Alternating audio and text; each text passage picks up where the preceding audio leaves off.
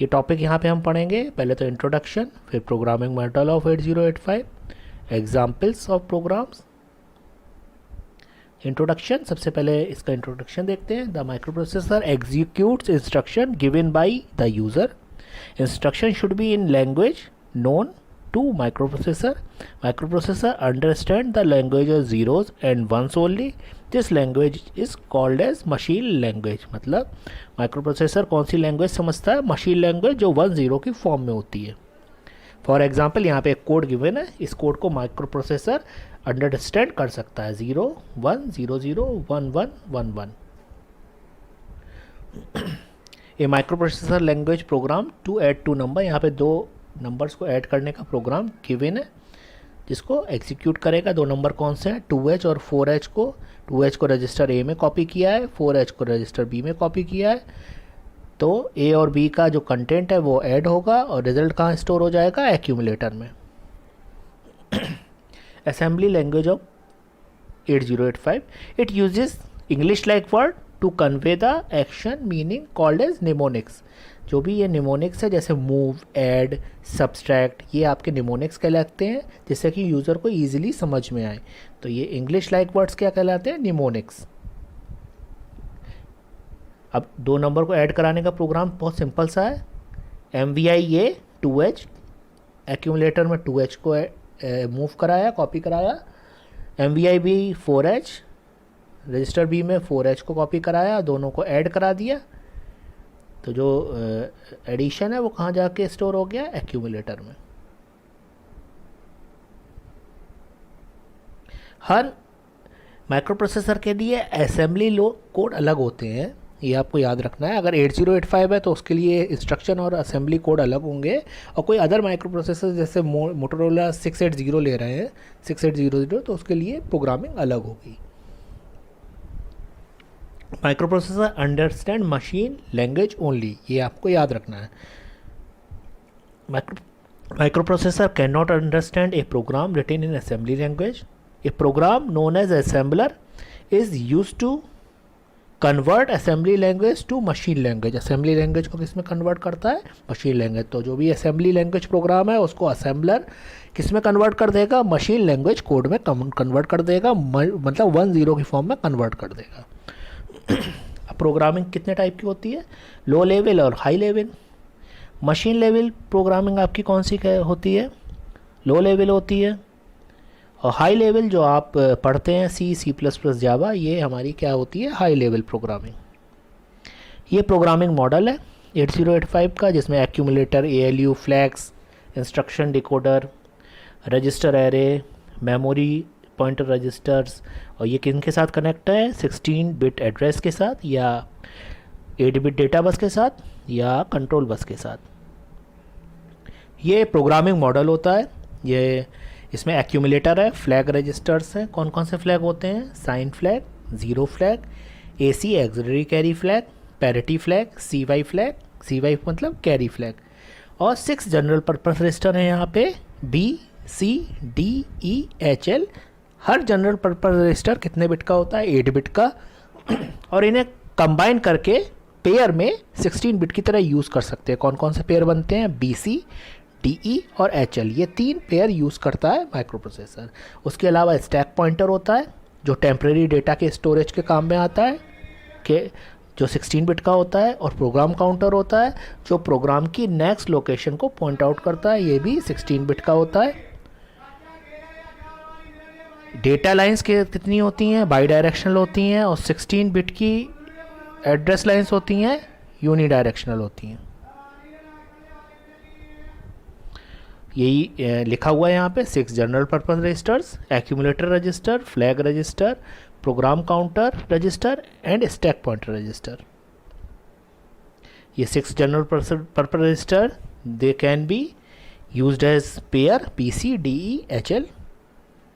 Accumulator क्या होता है? This register is a part of ALU, 8 bit data storage, performs arithmetic and logical operation, result of an operation is stored in accumulator.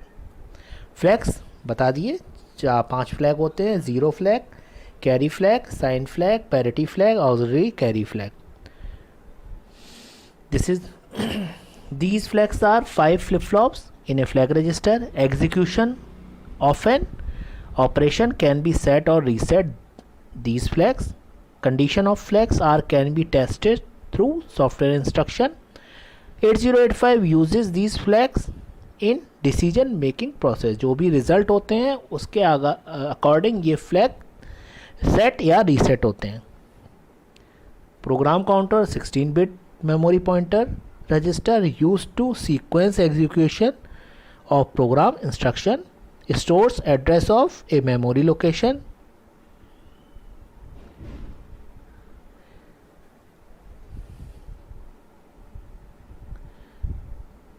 अब writing a assembly language program. कैसे assembly language का program करते हैं? सबसे पहले तो पहला step होता है analyse the problem, develop program logic, write an algorithm, make a flow chart, write program instructions using assembly language of 8085. ये एक एग्जाम्पल लिया है दो 8 बिट नंबर्स को ऐड करने का. तो सबसे पहले अगर हमको प्रोग्राम गिवन है 8085 assembly language to add 2 8 bit numbers and store 8 bit result in register C. तो सबसे पहले तो प्रॉब्लम को एनालाइज करेंगे. एनालिसिस क्या हुआ हमारा, यहाँ पे हमको 2 नंबर्स का ऐड करना है. फिर उसका लॉजिक सोचेंगे हम कैसे ऐड करेंगे. Add 2 numbers, store the result in C. तो यहाँ पे एक तो एक्यूमुलेटर में डेटा ले लेंगे, एक किसी रजिस्टर में ले लेंगे, और फिर जो एक्यूमुलेटर में डेटा है रिज़ल्ट आएगा उसको सी रजिस्टर में मूव करा देंगे.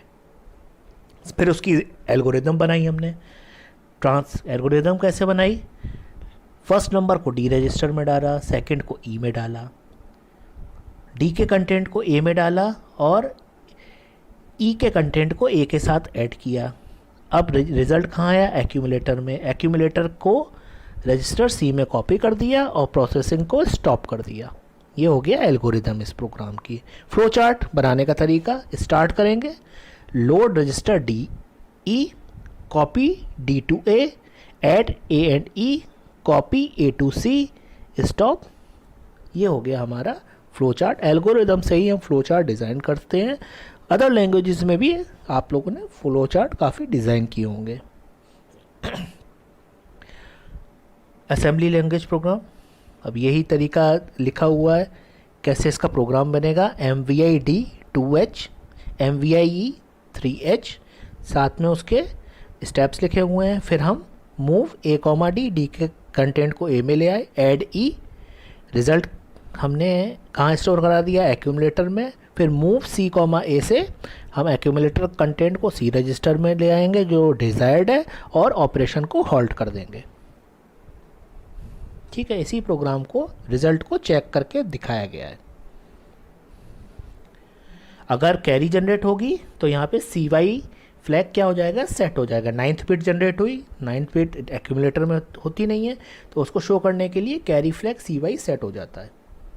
यहाँ पे गिवन है, ये देखिए CY अगर कैरी जनरेट नहीं हुई है तो CY 0 है, और अगर कैरी जनरेट होती, इस केस में कैरी जनरेट हो रही है तो CY 1 है.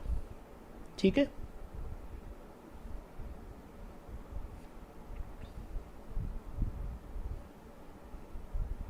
उसी चीज़ को बार बार समझाया गया है.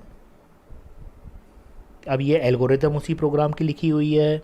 ठीक है, कैसे हम एल्गोरिथम किसी प्रोग्राम की लिखेंगे, फिर उसका फ्लो चार्ट बना दिया प्रोग्राम का, और ये आगे के स्लाइड्स मैं आपको शो कर दूंगा. इन प्रोग्राम की आप लोग अच्छे से प्रैक्टिस कर सकते हो. अब बात करते हैं इंस्ट्रक्शन. 3 टाइप की इंस्ट्रक्शन होती है. 1 byte instruction, 2 byte instruction, 3 byte instruction.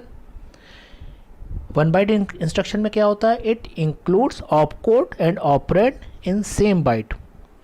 ठीक है, मतलब कि 1 बाइट इंस्ट्रक्शन होती है. हमेशा याद रखना जब भी ऑपरेंड रजिस्टर या रजिस्टर पेयर है तो हमेशा कितने बाइट की इंस्ट्रक्शन होंगी? 1 बाइट की इंस्ट्रक्शन. कोई भी अदर नंबर ना गिवन हो, केवल और केवल रजिस्टर या रजिस्टर पेयर हो.